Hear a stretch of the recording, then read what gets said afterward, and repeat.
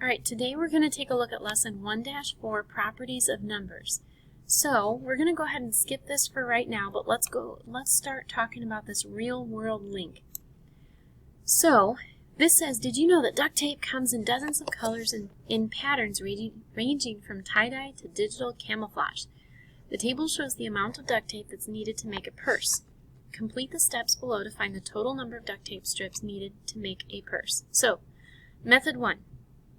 This is saying here 28 plus 14. So this is 28 plus 14. So this would be the number of strips for the front and back, 14 for the sides, and then the bottom. So they've grouped front and back, sides, and then they have bottom over here.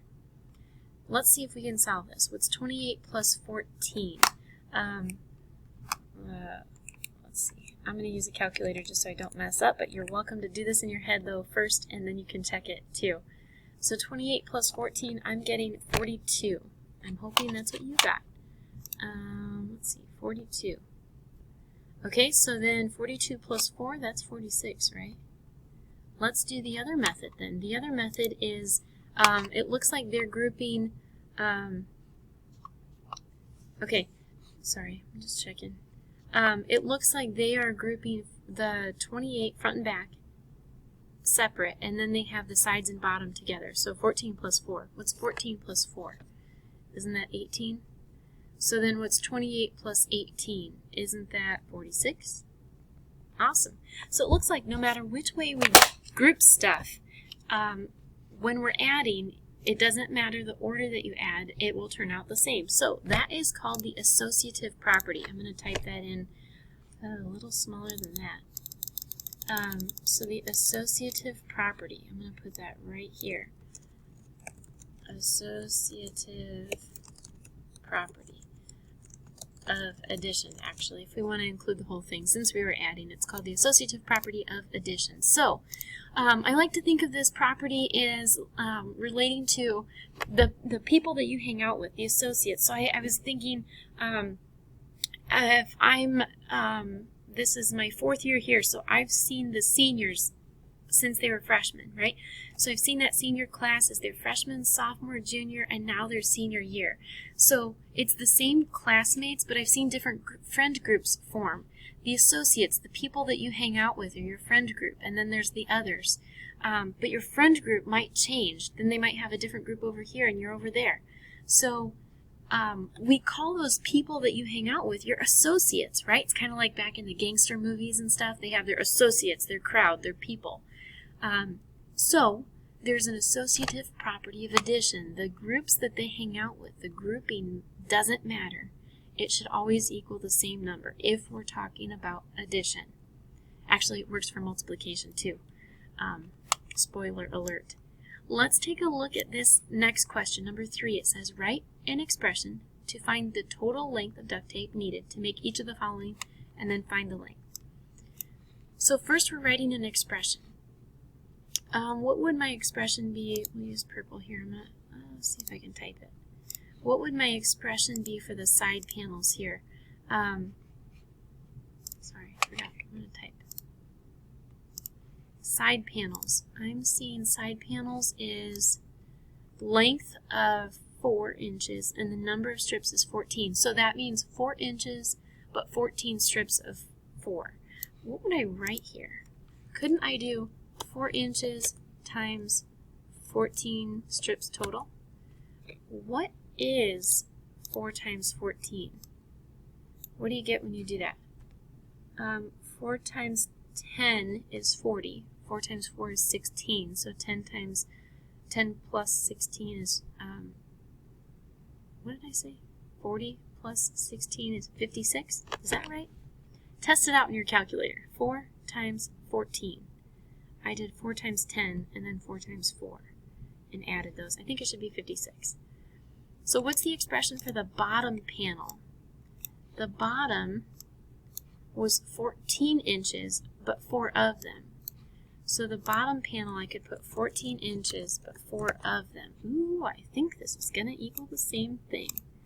Test it out in your calculators, but I believe I got 56 for this.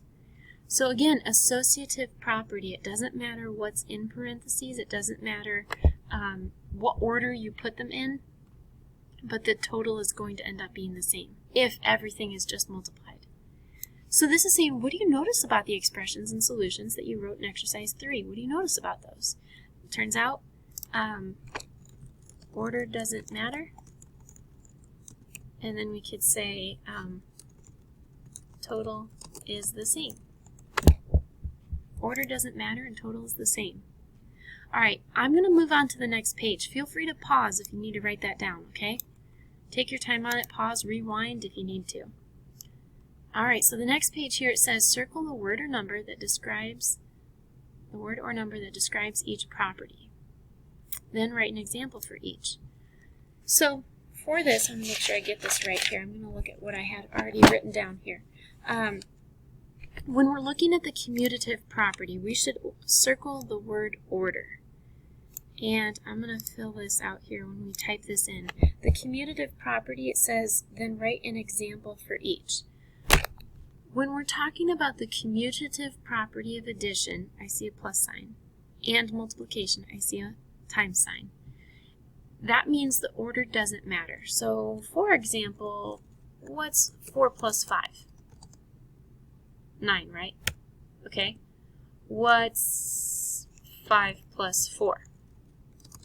Still 9.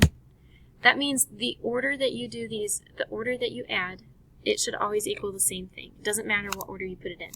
What about multiplying? What if you did like 5 times 1? Well, I don't know. Let's do 3. 5 times 3. That's 15, right? Well, then what's 3 times 5? Doesn't matter, still 15. So the order of it does not matter. I like to think of the commutative property. It reminds, the root word is commute. Your commute is how you get to school each day. You might drive or, I guess, ride the bus, ride with someone else. You could walk, ride your bike. You might take a different route each day, but you're still getting from point A to point B. So here, you might take a different route to get to 9.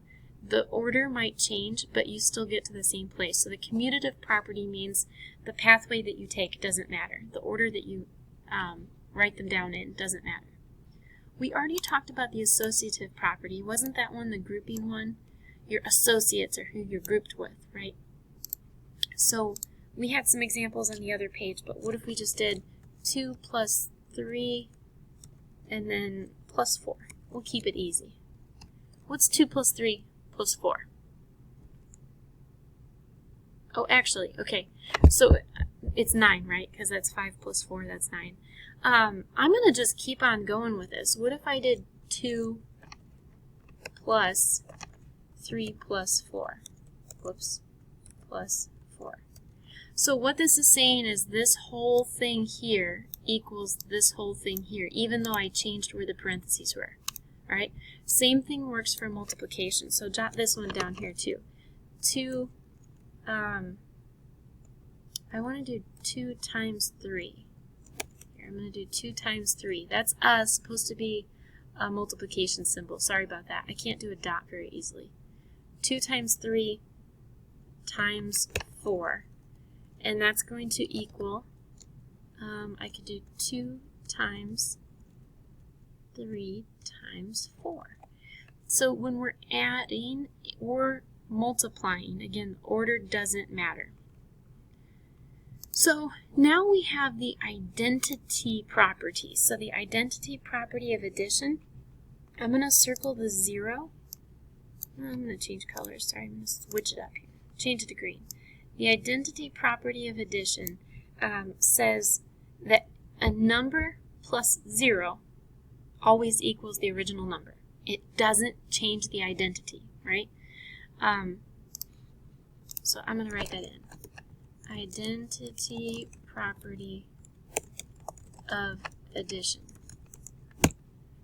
Identity property of addition means a number plus 0 always equals the original number. Alright.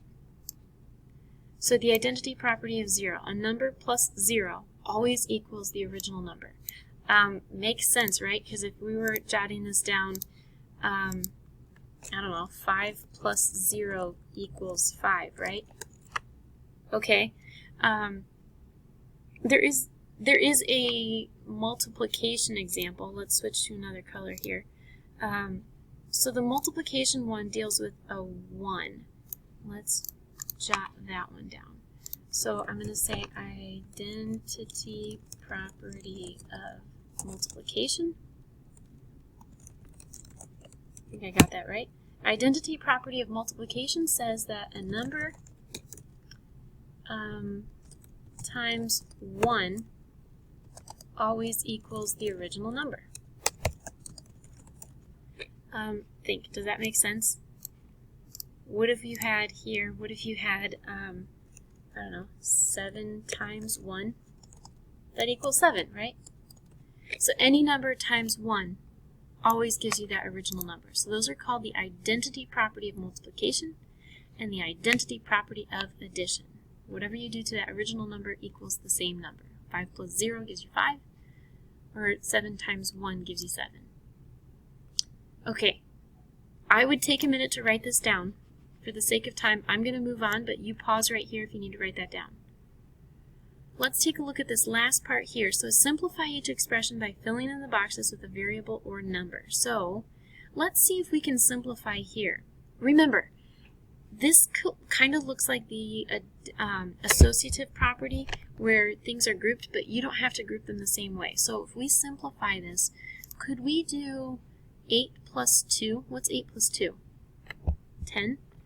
Couldn't this be like 10? Whoa, sorry. Couldn't this be like 10 plus x? That would work. 10 plus x because we grouped these two together.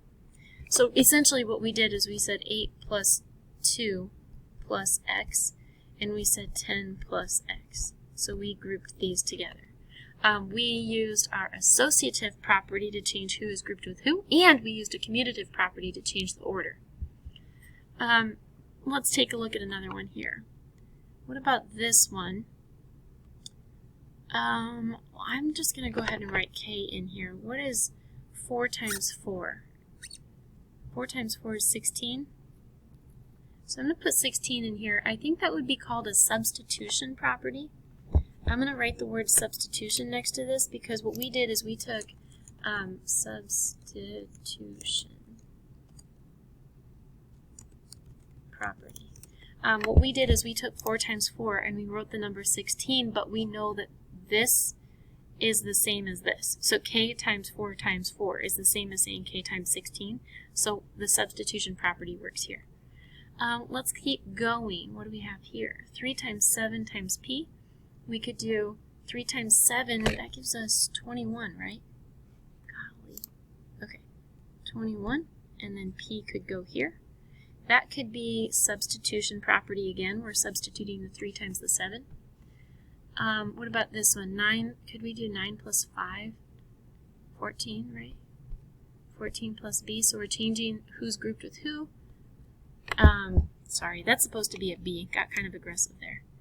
Okay. Actually, I'm going to pause right here. Okay, let me know if you have any questions on any of this stuff. Feel free to email anytime if you have questions.